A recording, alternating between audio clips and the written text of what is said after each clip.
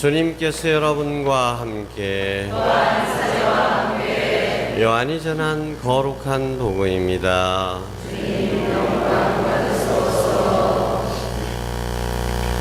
그때 예수님께서 제자들에게 말씀하셨다. 아버지께서 나를 사랑하신 것처럼 나도 너희를 사랑하였다. 너희는 내 사랑 안에 머물러라.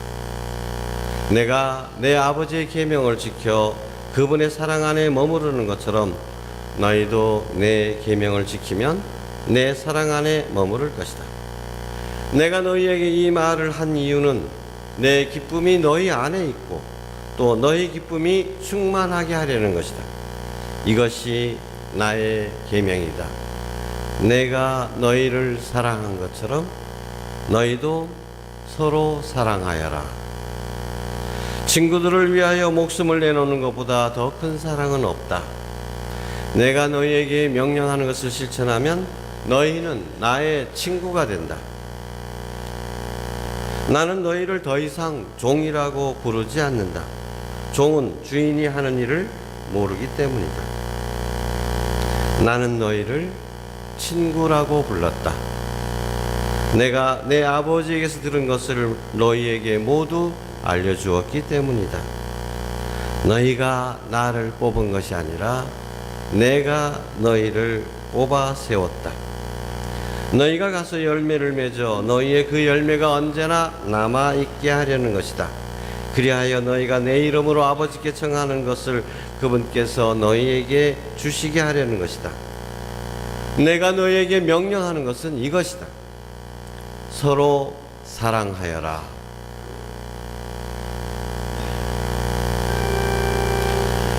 주님의 말씀입니다.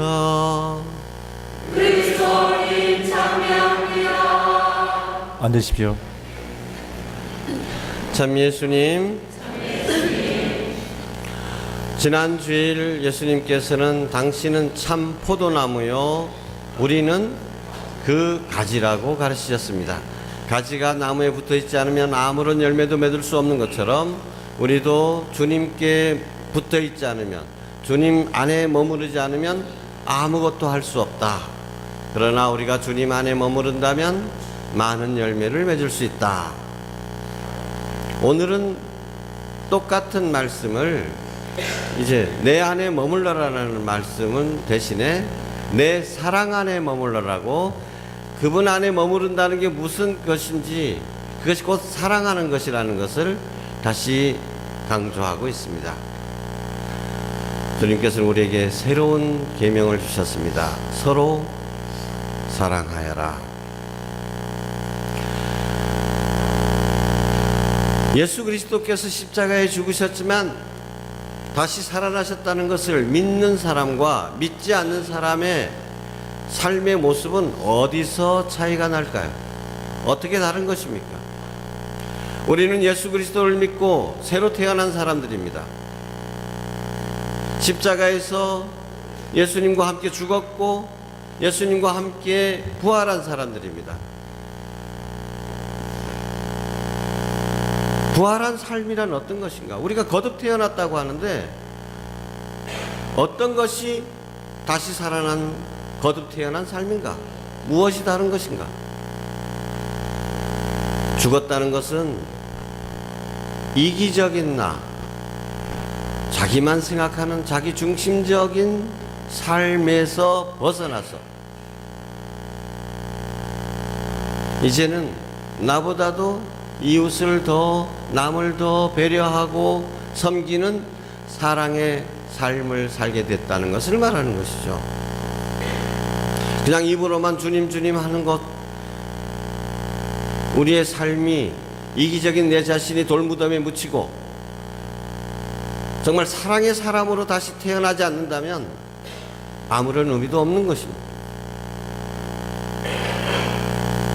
그런데 주님께서는 우리에게 서로 사랑하라고 하시면서 그 전에 이런 말씀을 하셨습니다. 내 아버지께서 나를 사랑하신 것처럼 나도 너희를 사랑했다. 그래서 내가 너희를 사랑한 것처럼 너희도 서로 사랑해라. 우리가 어떻게 이렇게 새롭게 거듭 태어날 수 있는가? 우리가 어떻게 이기적인 존재에서 이타적인 사랑의 존재로 변화할 수 있을까? 어떻게 우리가 사랑을 실천할 수 있을까? 그것은 예수님의 사랑을 우리가 깨닫는 데 있습니다. 하나님의 사랑을 깨닫는 것이, 하나님께서 우리를 얼마나 사랑해 주셨는가를 깨닫게 되면 저절로 우리의 삶이 변화하게 되는 것입니다. 억지로 사랑해야지, 아이고 이웃을 사랑하려는 새 계명을 주셨으니까 이 계명을 지키지 않으면, 사랑하지 않으면 천당에 못 들어간다, 이런 마음으로 사랑하는 것이 아닙니다. 그렇게 해서는 사랑이 될 수도 없습니다. 그런 건 사랑도 아니죠. 어떻게 우리가 사랑할 수 있느냐? 사랑을 받으면 사랑을 나눌 수 있게 되는 것입니다. 네, 오래전 얘기입니다만은 제가 신부되기 전에 저보다 먼저 신부된 친구가 있었어요. 그래서 학기 중에 주말에 신부되면 어떻게 사나 하고 놀러 가봤습니다. 가보니까 이 친구가 요만한 강아지 치와와 같은 거 요걸 키우고 있어요. 지금은 좀 뭐 그런 데 대해서 제가 좀 벗어났습니다만은 그때만 하더라도 이 개나 이 고양이 같은 걸 굉장히 싫어했거든요. 근데 내가 싫어하는 걸 알았는지 그놈의 자식이 나한테 이빨 들이대고 으르릉 거리는데 요거랑 싸우지도 못하고 확 마음이 불편했어요. 그래서 친구한테 얘기했습니다. 야, 사지관이라면 남녀노소를 불문하고 누구든지 편안하게 들어올 수 있어야지. 네가 이런 거 키우면 나같이 강아지 싫어하는 사람이나 무서워하는 사람은 오지 말라는 거 아니냐. 당장 치워라. 그랬더니 그 친구가 하는 말이 넌 뭘 모른다는 거예요. 뭘 모르는데 그러니까. 야, 그때 그 친구가 있던 곳이 땅끝 마을이라고 하는 해남. 지금은 해남 많이 발전했죠, 그죠? 네, 30년 전에는 진짜 깡촌이었습니다. 그래서 거기 그 본당 신부였거든요. 아, 그랬는데 너는 뭘 모른다 이거. 그래, 아침부터 종일 사목 방문이다 뭐다 신자들 방문한다 뭐 한다고 지친 몸으로 저녁에 사제관에 들어오려 그러면 누가 날 기다려주기라도 하나, 불이라도 켜져 있나. 그런데 저 강아지란 놈은 내가 들어오는 걸 어떻게 아는지 성당 마당까지 쫓아와가지고 반갑게 맞아주는데 너는 그 맛을 모른다 이거예요. 난 더 이상 아무 말도 하지 않았습니다마는 속으로 아이고 자식아, 강아지한테 위로받고 살 바에는 차라리 장가나 갈 일이지. 뭔다고 신부돼서. 나는 신부되면 절대 이런 거를 안 키우겠다고 결심을 했습니다. 근데 제가 신부돼서 3개월 만에 고양이를 키우게 됐습니다.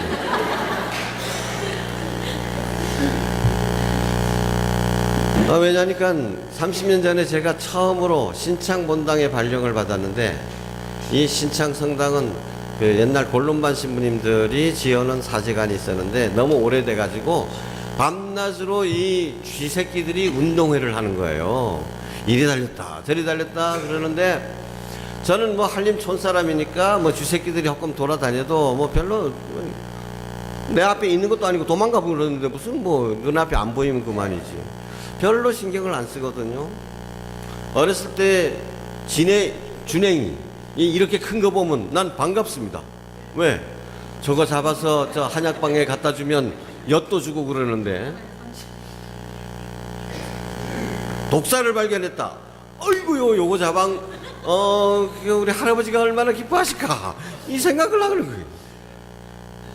근데 그건 나 같은 촌사람이니까 그런 거고, 그때 주방에 도해지에서 온, 제주시에서 온 아가씨가 저를 도와준다고 왔었습니다.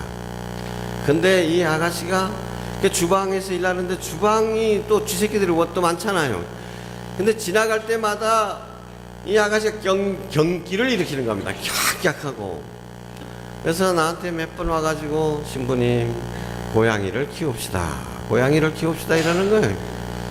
나는 옛날에 결심한 것이 있는데 난 안 된다 했는데, 이거 조금 있다 보니까 이 아가씨가 심장마비로 죽게 생겼어. 고양이를 키워야만 고양이 냄새가 나면 쥐새끼들이 안 온다 그러는 거예요. 그래서 할 수 없이 제가 타협을 했습니다. 자, 고양이를 키워도 좋다. 그런데 그건 네가 키우는 거지 내가 키우는 거 아니다. 근데 여러분, 고양이를 키우기 시작해가지고 딱 한 달 만에 아가씨가 새파랗게 질려가지고 심지어 큰일 났습니다. 난 무슨 일이 일어나는 거예요. 얼른 와보십시오. 주방에 가봤더니 왜 요즘은 로드킬이라고 뭐 좀 유식한 말 하잖아요. 이 쥐새끼들이 뛰어놀다가 트럭에 치이고 버스에 치이고 해가지고 완전히 납작 오징어가 된, 쥐포가 된 쥐. 예. 요놈을 2마리나 물어다 놓은 거예요, 거기다가. 이 자식이 왜 이러나.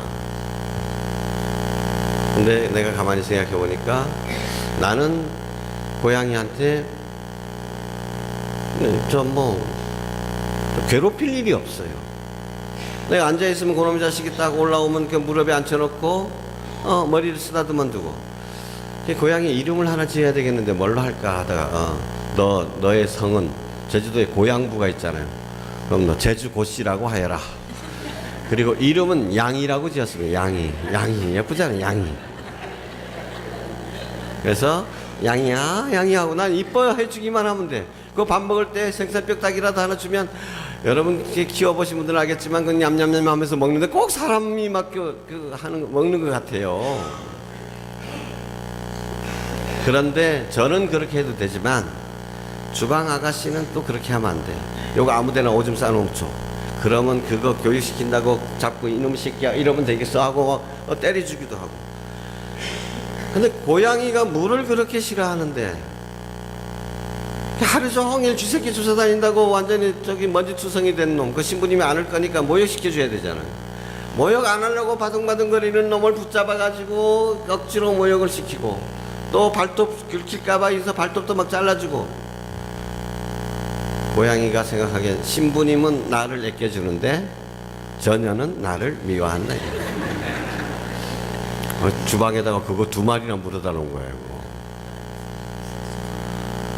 그런데 그때 같이 살던 수녀님이, 그 어른 나이 드신 수녀님이 있었는데, 이 수녀님은 아주 어렸을 때, 그러니까 중학교 졸업하자마자 수녀원에 들어갔어요. 옛날에는 좀 그렇게 됐어요. 수녀원에 들어가셨는데 그때 막 수녀원에 들어가가지고 또 할머니 수녀랑 살게 됐다는 거예요. 근데 이 할머니 수녀님이 그렇게 고양이를 좋아하셨대요. 근데 이제 그러면 작은 수녀님이니까 어떻게, 어른이 좋아하는데. 그래서 어른이 있을 때는 나비야 하고 좋아하는 척 하다가 아무도 없을 때 자기한테 달려오면 어디 달려오느냐고 집어가지고 막 던져버리고 그랬대요. 그랬는데 한번 가정 방문을 갔다 오는데 분명히 수녀님은 자기 방문을 잠가놨다고 생각을 했는데, 방문을 딱 열고 보니까 고양이가 갑자기 자기 방에서 뛰쳐나오더라는 거예요. 이거 웬일일까 하고 보니까 수녀님 이불에다가 큰일을 이만큼 하나더래요. 그래서 당신도 아이고 고양이라면 질색이라고 이러는데, 그래 나 그 얘기를 들으면서 그래 고양이라는 놈이 참 영물은 영물인갑다 하다가 어떤 생각을 하게 되느냐 하면, 야, 고양이가 차라리 인간보다 낫구나. 왜요? 그놈은 그래도 누가 자기를 이뻐해 주는지, 누가 자기를 괴롭히는지를 알아. 그래서 자기를 좋아해주고 애껴주고 돌봐주는 사람을 위해서는 가끔은 목숨도 내놓는다는 거예요. 여러분 저 안동에 가면 개 무덤, 소 무덤이 있습니다. 또 비석도 크게 붙여놨어요. 이 소가 주인을 구해줬다는 겁니다. 그 가끔 이 불났는데 주인이 모르고 있는데, 그러니까 강아지가 혀로 막 핥아가지고 억지로 끌고 나왔다는 뭐 이런저런 얘기도 들리잖아요. 전설의 고향에 보면 저희 고양이가 주인이 억울하게 죽었다. 그러면 주인의 피를 핥아먹고 나서 그다음에 귀신이 돼가지고 나타나서 복수하고 막 이런 얘기 나오잖아요. 근데 이렇게 말 못하는 짐승들도 자기를 아껴준 주인을 위해서는 목숨까지도 바칠 수 있는데, 인간은 이 배은망덕하기가 그지없어요. 자, 하느님께서 우리를 이렇게 사랑해 주셨는데 하느님이 우리를 사랑해 주는지 안 해주는지도 몰라. 이게 고양이보다 못한 것이지 뭐겠습니까? 우리가 사랑을 실천하지 못하는 이유도 그렇습니다. 내가 얼마나 많은 사랑을 받고 있는지를 깨닫지 못했기 때문입니다. 그래서 우리 교우분들이 하는 기도 내용을 다 보면, 종합해 보면, 하느님 나도 사랑해 주세요, 나도 사랑해 주세요. 남과 비교해서 저 사람은 많이 사랑해 주시는데 왜 나는 사랑 덜 해주십니까? 하느님께서 마치 사랑이 부족한 존재처럼, 날 사랑해 주기를 주저하는 분처럼 생각하고 불만을 갖고 있어. 그래서 우리 신앙생활의 목적이 마치 어떻게 하면 나를 사랑하지 않는 하느님을 나를 더 많이 사랑하게 만들까, 이런 것처럼 기도도 그렇게 하고 우리 신앙생활의 동기도 그렇게 갖는다는 거예요. 하느님의 사랑을 많이 받느냐 적게 받느냐가 문제가 아닙니다. 하느님은 한결같이 우리를 무한히 사랑해 주십니다. 문제는 뭘까요? 내가 그 하나님의 사랑을 어떻게 많이 깨달을 수 있느냐라는 것이죠. 깨달으면 변화합니다. 아하, 내가 이렇게 하느님의 사랑을 받는 존재로구나. 긍지가 생기고 떳떳하고 기쁨과 감사의 정이 넘쳐 흐르고, 그래서 남들이 조금 나한테 잘못한 것쯤은 아무것도 아닌 것처럼 우습게 그냥 넘어갈 수 있고, 오히려 내 도움이 필요한 사람을 보면은 내 희생도 기꺼이 하고 싶어지는 것입니다. 내가 쉽게 짜증이 나고 온갖 일에 불만투성이고 기쁨이 없고 남에게 관심이 없다. 뭐가 잘못됐을까요? 어떤 처방을, 어떤 원인을 찾아내야 될까요? 그때 바로 처음으로 생각해야 되는 것이, 아, 내가 하느님의 사랑을 잊어버렸구나. 하느님께서 나를 얼마나 사랑해 주시는지를 내가 잊어버렸구나. 그래서 그렇게 기쁨이 없고, 그래서 내 삶이 무미건조하고, 그래서 내가 다른 사람한테 베풀지를 못하게 되는 것, 내 마음이 그렇게 좁아지는 것입니다.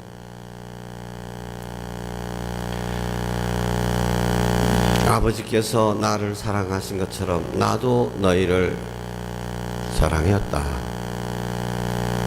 내가 너희를 사랑한 것처럼 너희도 서로 사랑하라. 너희에게 새로운 계명을 주겠다. 서로 사랑하여라. 이 말씀을 실천하기 위해서는 억지로 할 수 있는 일이 아니잖아요.